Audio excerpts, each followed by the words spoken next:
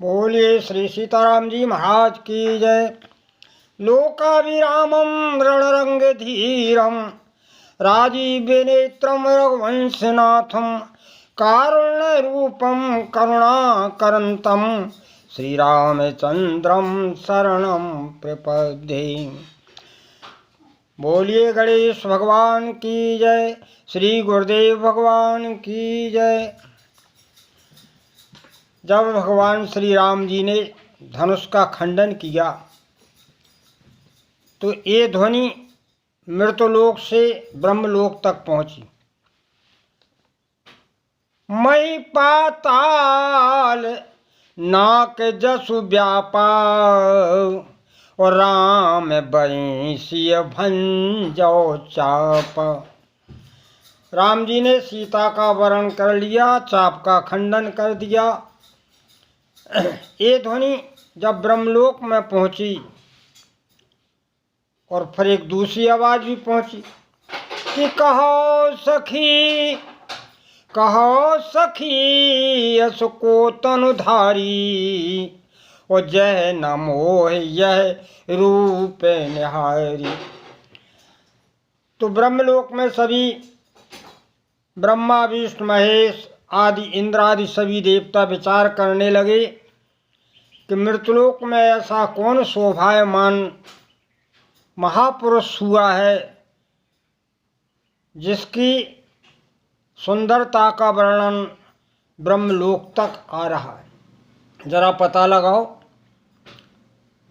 तो भगवान विष्णु ने सबसे पहले भगवान शिव को भेजा कि तुम मृतलोक में जाके पता लगाओ कि ये ध्वनि कहाँ से आ रही है। भगवान शंकर जनकपुर में जब आते हैं तो राम जी को दूल्हे भेष में कामदेव के तुरंग पर सवार देखते हैं। तो उस समय भगवान की जो दूल्हे भेष में सुंदरता की छवि दिखाई दे रही थी, उसको देख के भगवान शंकर अनुरागित हो जाते हैं। गोस्वामी जी लिखते हैं, शंकर राम रूप अनुरागे नयन पंच दस अति प्रिय लागे। नयन पंच दस अति प्रिय लागे। भगवान शंकर के 5 मुख हैं, एक मुख में 3 नेत्र हैं, तो 15 नेत्रों से श्री राम जी की रूप माधुरी का पान करने लगे। अब भला बताओ ये क्यों जाए ब्रह्मलोक। ब्रह्मलोक से आनंद तो मृतलोक में राम जी का की झांकी में मिल रहा है। कुछ समय के बाद में भगवान विष्णु ने ब्रह्मा जी से कहा कि भाई तुम भी जाओ। शंकर जी तो आए नहीं लौट के। तो भगवान ब्रह्मा मृतलोक में जनकपुर में आते हैं और उनकी भी यही दशा होती है। निरखी राम छवि विधि हर साने, निरखी राम छवि विधि हर साने, प 8 नयन जाने पछताने। ब्रह्मा जी ने देखा कि हम बराबर के सदस्य हैं और भगवान शंकर 15 नेत्रों से राम जी की छवि का दर्शन कर रहे हैं। हमारे तो 4 मुख हैं तो 8 ही नेत्र हैं। तो भगवान ब्रह्मा को ईर्ष्या हो गई कि देखो हम इसका लाभ नहीं ले पा रहे। फिलहाल संतोष किया। कुछ समय के बाद में अब भगवान विष्णु का ब्रह्मा जी भी नहीं आए तो फिर देवताओं के सेनापति खड़ानंद जी से कहा गया और खड़ानंद जी आते हैं तो उनकी भी यही दशा होती। सूर्य सेन पे और अधिक उछाऊ, सूर्य सेन पे और अधिक उछाऊ, ओ विदिते ड्योड़े लोचन लाऊ। सेनापति खड़ानंद जी ने जब देखा कि हमारे पिताजी तो 8 नेत्रों से देख रहे हैं, भगवान से 15 नेत्रों से राम जी की छवि का दर्शन कर रहे हैं, तो हमारे तो 12 हैं क्योंकि खड़ानंद जी के 6 मुख हैं। तो 12 नेत्रों से दर्शन करने लगे। संतोष कर लिया कि चलो पिताजी से तो ड्योड़े हैं। तो इस तरह राम जी के उस स्वरूप का दर्शन करके सभी आनंदित हो रहे। अब कुछ समय के बाद में फिर विष्णु ने विचार किया कि जो जाता है कोई आता ही नहीं है। तो देवराज ने से कहा कि भाई तुम देवताओं के राजा हो, तुम जाओ और इसका पता तो लगाओ सही सही कि मामला क्या है। देवराज इंद्र मृतलोक में आते तो गोस्वामी जी लिखते हैं कि राम चेतो सुरेश सुजाना, राम चेतो सुरेश सुजाना, गौतम श्राप परम हित माना, गौतम श्राप।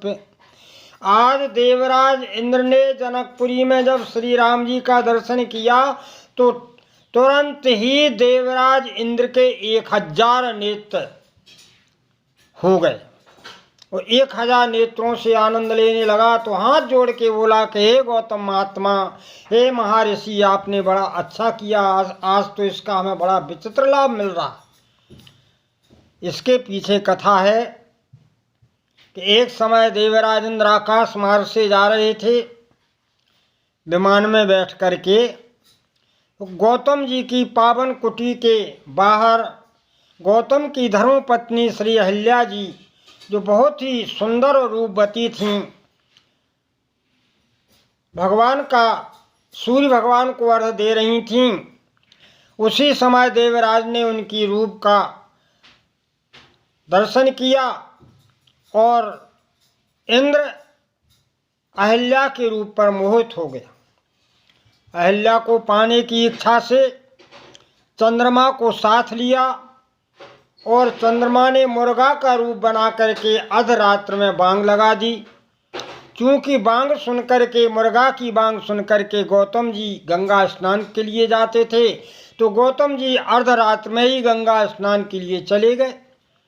और यहाँ देवराज इंद्र ने नकली गौतम का रूप बना करके अहिल्या की पावन कुटी में प्रवेश किया।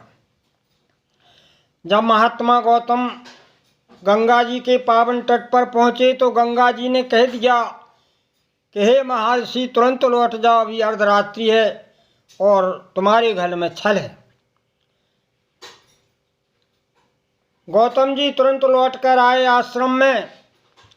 तो देवराज इंद्र को देख करके क्रोधित हो गए और देवराज इंद्र थर थर कांपने लगा। तब गौतम जी ने श्राप दे दिया कि अरे, तू जिस कामना की इच्छा से आया है, तेरे शरीर में 1000 छिद्र हो जाए। अब तो वो घबरा गया, चरणों में गिर के प्रार्थना करने लगा कि हे भगवान, हमसे भूल हो गई, आज के बाद इंद्र से कभी ऐसी भूल नहीं होगी। आप महासंत हैं, मुझे क्षमा कर दीजिए। दया आ गई, क्योंकि संत हृदय नवनीत समाना, संतों का हृदय तो मक्खन की तरह कोमल होता है।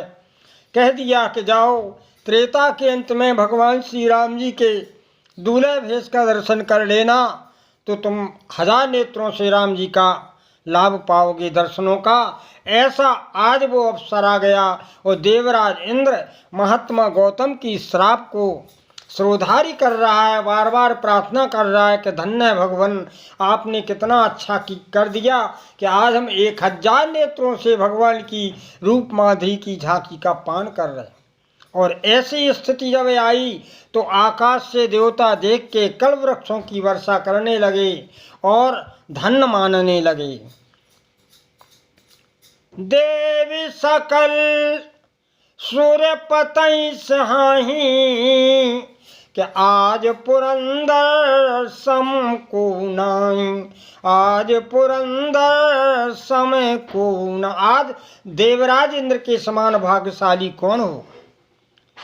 अब इंद्र भी नहीं गए तो विष्णु भगवान स्वयं चलने लगे। तो लक्ष्मी जी बोली, कहाँ जाते हो प्राणनाथ। विष्णु भगवान ने सारी बात बताई। लक्ष्मी जी बोली, जब सुंदरता की बात है तो फिर हमें भी साथ ले लीजिए। तो हम दोनों मिलकर और अधिक सुंदर हो जाएंगे। और चूंकि भगवान तो सुंदरता की स्वरूप है ही।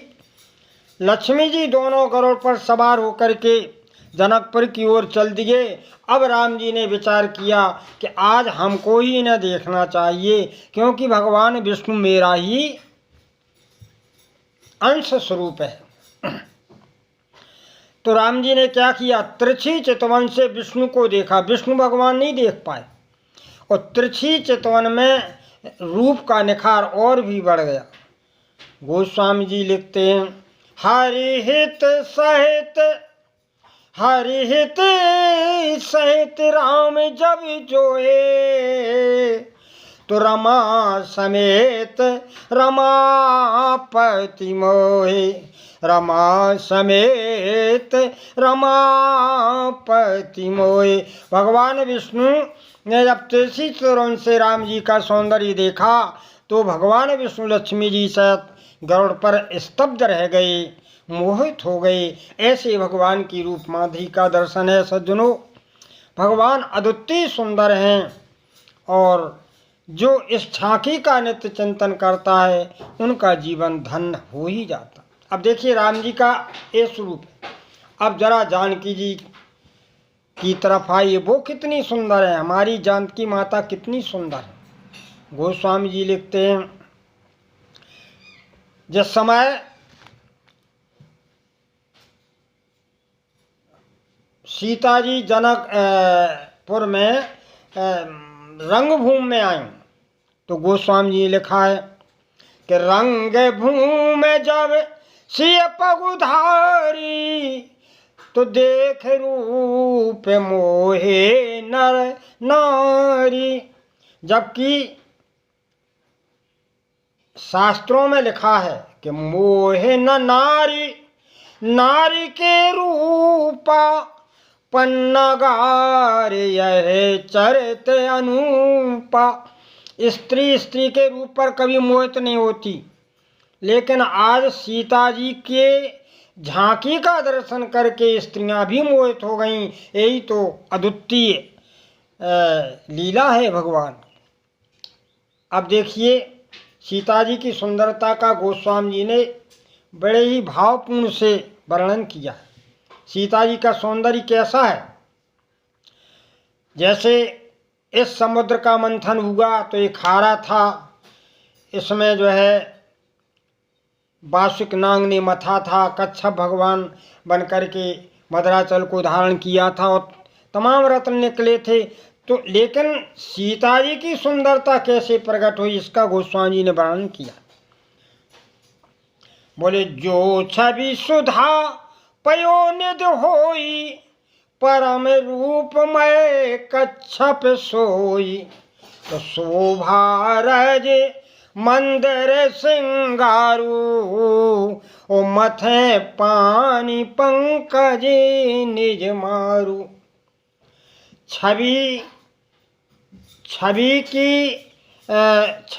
रूपी अमृत का सागर हो, उसमें रूपमय कच्छप अवतरित हो, और फिर श्रृंगार का मंदिर उस पर रखा जाए, और शोभा की रस्सी हो, शोभा की रस्सी से स्वयं कामदेव उसका मंथन करें, और एक बार मंथन नहीं करें, कई बार करें। यह विधि उपजय लक्ष्य जब, यह विधि उपजय लक्ष्य जब, सुंदरता सुख मूल। तदपि सकोच समेत कवि, तदपि सकोच समेत कवि, कहें सी समतूल। कई बार मंथन करने से जो सुंदरता की मूल पैदा हो, जो सुंदरता की मूल निकले, उसकी जब समानता श्री सीता जी के श्रीमुख से की गई तो कवि संकोच से कहने लगे कि भाई सुंदर तो है लेकिन है नहीं, इतनी सुंदर नहीं है जितनी सीता जी का स्वरूप सुंदर है। ऐसी हमारी श्री जानकी लली सुंदर है। इसीलिए तो सखियों ने राम जी से कह दिया था कि अरे राम लला, तुम इतने अपने रूप पर अभिमान क्यों करते हो? भगवान राम जी की जो छवि है वो सीता जी की छवि बराबर की ही है, क्योंकि इन दोनों की छवि को कौन छोटा बड़ा कहेगा, ये अपराध ले लेगा। अब देखिए, जब सीता जी को राम जी ने देखा तो राम जी की स्थिति क्या होती है। राम जी स्वयं क्या कहते हैं, प्राचीद से शशि ओयऊ सुहाव, सिय मुख सर से देखे सुख पाव। रात को पूर्ण चंद्रमा को देख करके राम जी ने सीता जी के मुख की समानता की, लेकिन फिर विचार आया कि अरे चंद्रमा इतना सुंदर कहाँ है। क्यों? बोले जन्म सिंधु पुनि बंधु विष, जन्म सिंधु पुन बंधु विष, उद्यन मलिन सकलंक, सिय